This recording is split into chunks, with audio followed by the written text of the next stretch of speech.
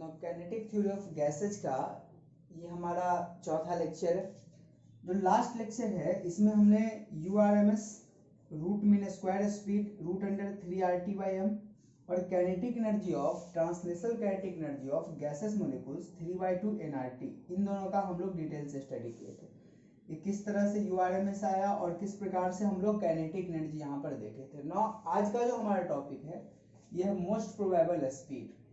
देखिए most probable speed का क्या मतलब होता है कि मोस्ट मतलब जो सबसे ज्यादा, ठीक है, और प्रोबेबल स्पीड। जैसे कि अगर हम कोई कंटेनर लेते हैं, ठीक है, यहाँ पर इसको समझना है, ये कंटेनर लेते हैं तो इसमें सभी गैसेज का जो वेलोसिटी है, जो स्पीड है, वो एक जैसा नहीं होगा। कुछ ऐसे मॉलिक्यूल्स होंगे जो लगभग जीरो स्पीड होगा जिसका, कुछ ऐसे होंगे जिसका 100 मीटर पर सेकेंड होगा।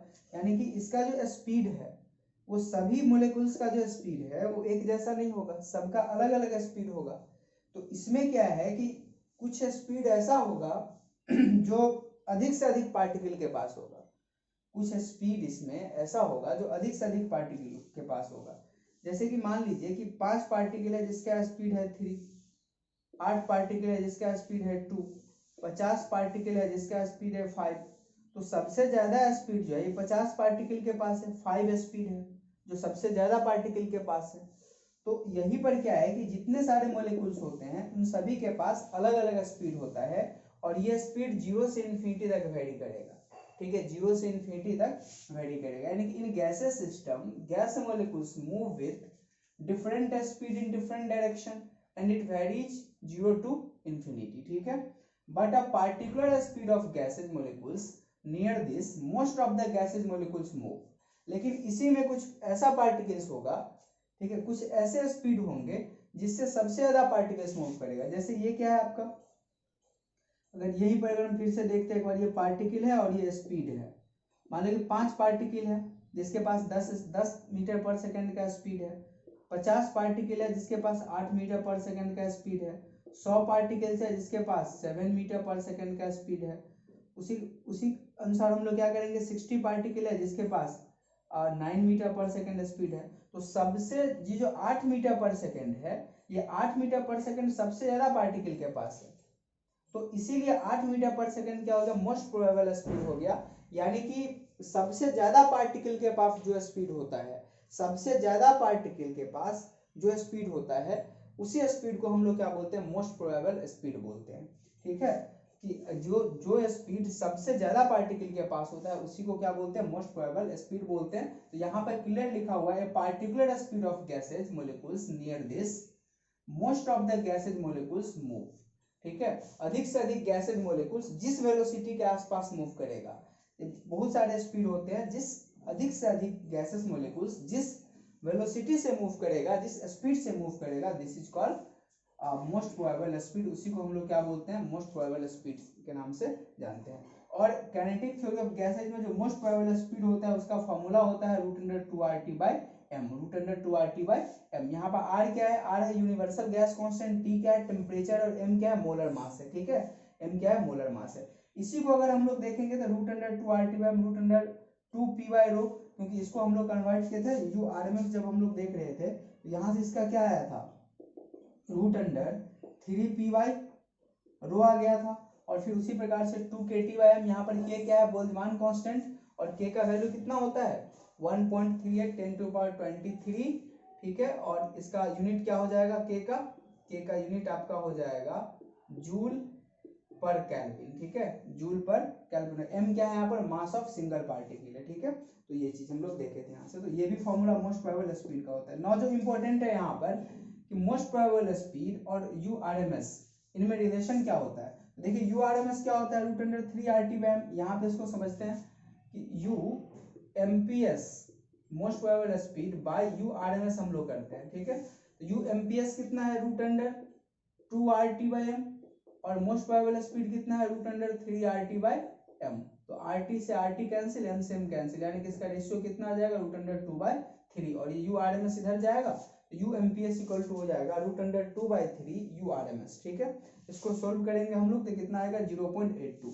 यानी कि MPS और URMS इन दोनों का जो रेशियो होता है ये √2/3 का है या फिर 0.82 के बराबर होता है, ये क्या है यहाँ पर इंपॉर्टेंट है। तो this is the most probable speed. तो एक स्पीड हम लोग पढ़े रूट मीन स्क्वायर स्पीड और दूसरा हम लोग क्या पढ़े मोस्ट प्रोबेबल स्पीड, ये दोनों स्पीड। अब हम लोग देखेंगे इसके बाद कि जो एवरेज स्पीड होता है वो कितना होता है किसी भी गैसेस मॉलिक्यूल्स के पास, इसको नोट करना।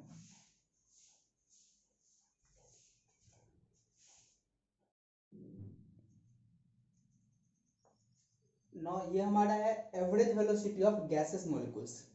अब एवरेज वेलोसिटी को समझते हैं। सबसे पहले हम लोग समझे हैं रूट मीन स्क्वायर स्पीड या वेलोसिटी, और उसके बाद समझे एमपीएस मोस्ट प्रोबेबल स्पीड, और ये हमारा यहाँ पर लास्ट है एवरेज वेलोसिटी या फिर एवरेज स्पीड किसी गैसेस मॉलिक्यूल्स का कितना होता है।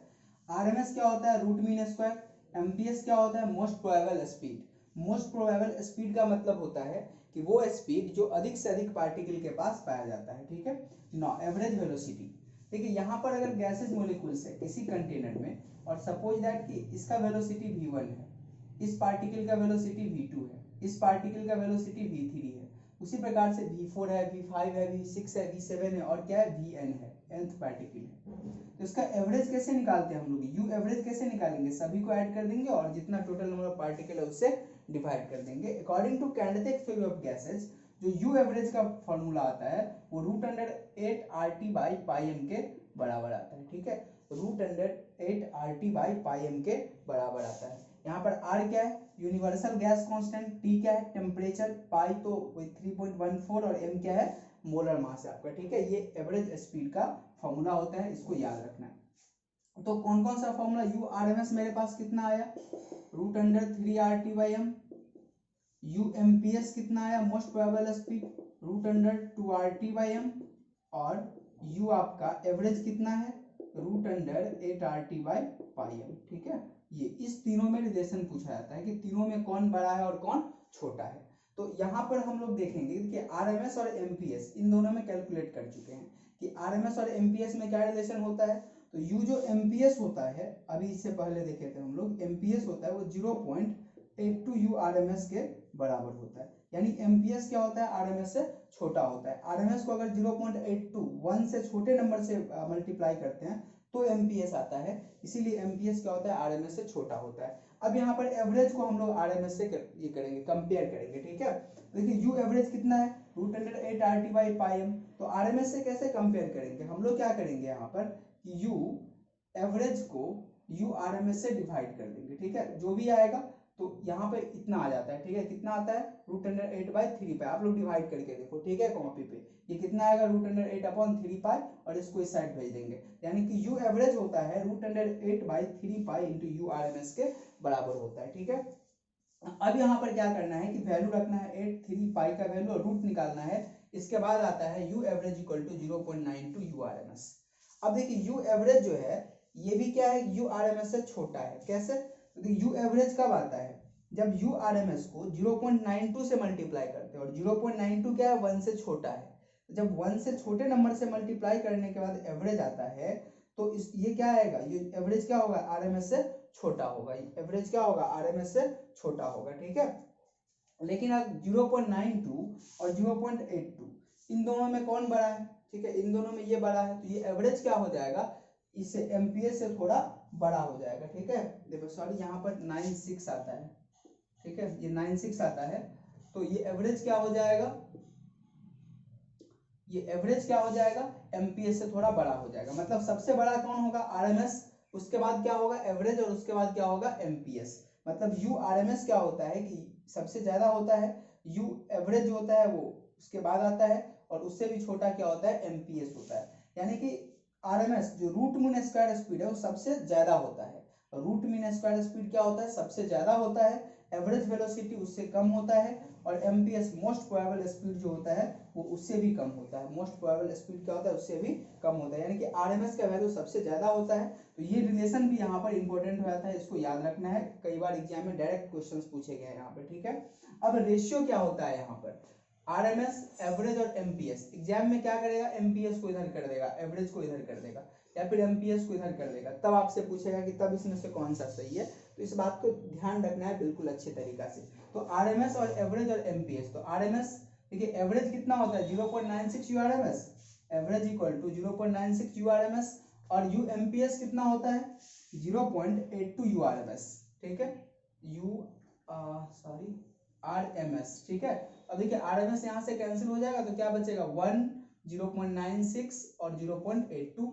तो URMS, U एवरेज और UMPS इनके बीच का जो रिलेशन होता है रेशियो वाइज वो इस तरीका से होता है 1:0.92:0.82। ये एग्जाम में कई बार पूछा गया है, जेईई में ही पूछता है और मेडिकल में भी पूछा गया ये चीज। बस वही क्या करता है, इसको उलट फेर कर देता है, तो इसको ध्यान रखना है अच्छे से।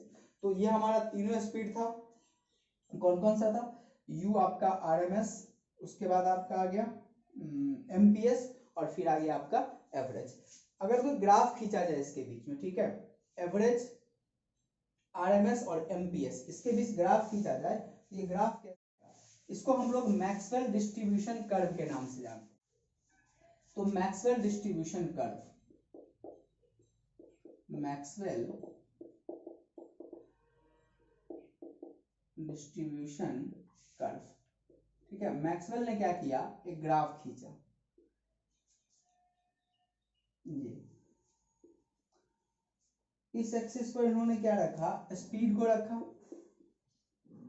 और इस एक्सिस पर मैक्सवेल ने फ्रैक्शन ऑफ मोलिकुल्स को रखा। फ्रैक्शन ऑफ मोलिकुल्स यानी कितना मोलिकुल्स है, सिंपली हम लोग बोल सकते हैं कितना मोलिकुल्स है। जब ग्राफ इन्होंने खींचा तो इसका ग्राफ जो है इस तरीका से है, ठीक है, ये ग्राफ, ये मैक्सवेल डिस्ट्रीब्यूशन कर्व का ग्राफ है।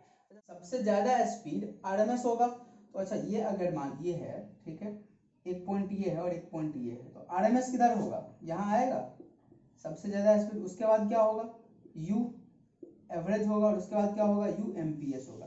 अच्छा MPS यहीं पर क्यों हुआ, क्योंकि देखिए यहाँ पर जो ग्राफ है इस एक्सिस पर वो सबसे ज्यादा है यहाँ पे,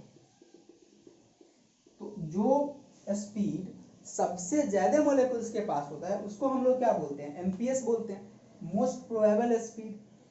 जो स्पीड सबसे ज्यादा नंबर ऑफ मोलेकुल्स के पास होता है, जो स्पीड सबसे ज्यादा नंबर ऑफ मोलेकुल्स के पास होता है उसको हम लोग क्या बोलते हैं, मोस्ट प्रोबेबल स्पीड। और इस ग्राफ को देखने के बाद देखिए 0 से शुरू बढ़ रहा है, ऊपर की तरफ जा रहा है, तो सबसे ज्यादा पार्टिकल यहीं पे है सबसे ऊपर, इस स्पीड को हम लोग क्या बोलेंगे, UMPS, मोस्ट प्रोबेबल स्पीड। और इसको क्या बोलेंगे, U एवरेज, और ये कितना आ जाएगा, URMS आ जाएगा, ठीक है, ये क्या आ जाएगा, URMS आ जाएगा।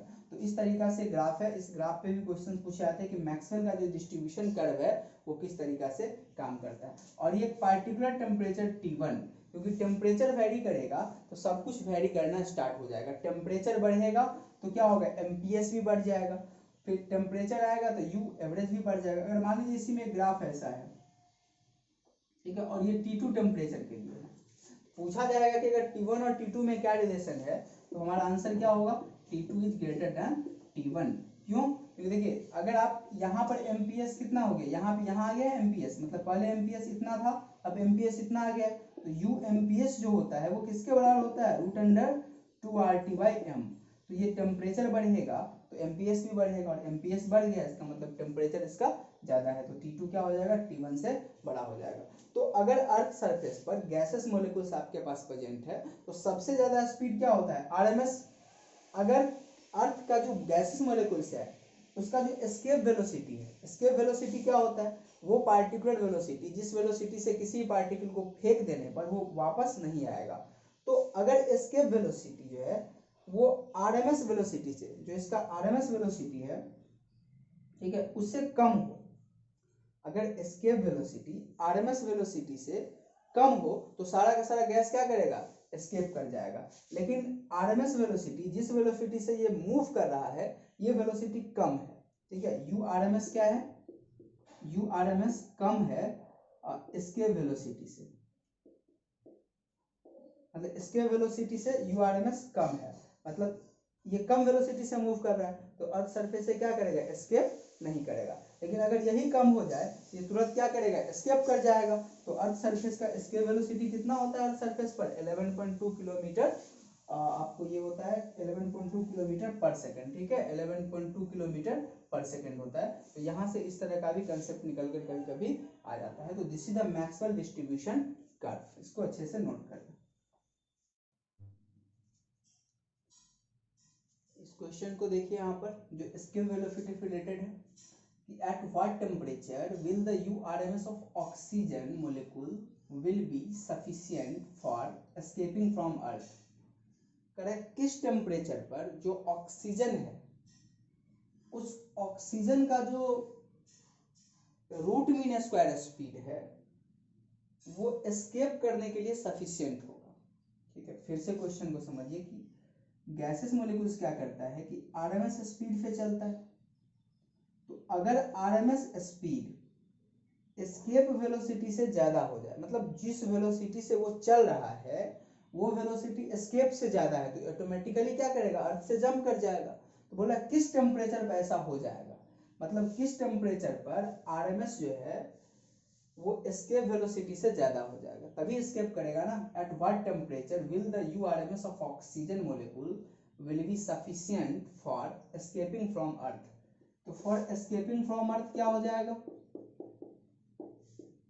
फॉर एस्केपिंग फ्रॉम अर्थ। अच्छा, इसको आप पॉज करके थोड़ा बनाइए, बनता है कि नहीं।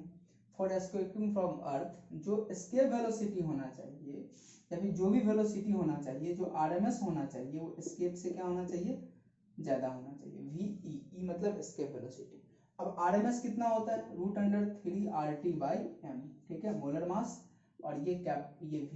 ठीक है, तो यहाँ से क्या आ जाएगा, वी लेस देन √3RT/m। अब यहाँ पे सब कुछ रख दे, वी लेस देन √3। आर का वैल्यू कितना होता है, तो यहाँ पर के का वैल्यू दे रखा है। ठीक है, तो चलिए हम लोग यहाँ पर इसको बदल लेते हैं। तो आर टी और यहाँ पर m इक्वल टू कितना होगा, m इंटू एन नॉट होगा। ये मोलर मास है, तो मोलर मास इक्वल टू कितना होता है, एक पार्टिकल का मास इंटू 1 मोल यानी एवोगाड्रो नंबर। तो अब यहाँ से वी क्या हो जाएगा, ये लेस देन, और इक्वलिटी का भी साइन लगा सकते हैं, कम से कम इतना होना चाहिए। ठीक है, तो यहाँ पर ये भी हम लोग दे सकते हैं।